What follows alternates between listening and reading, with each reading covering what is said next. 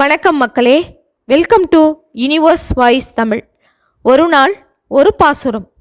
இன்று திருமழிசை ஆழ்வார் பாடிய திருச்சந்த விருத்தம்.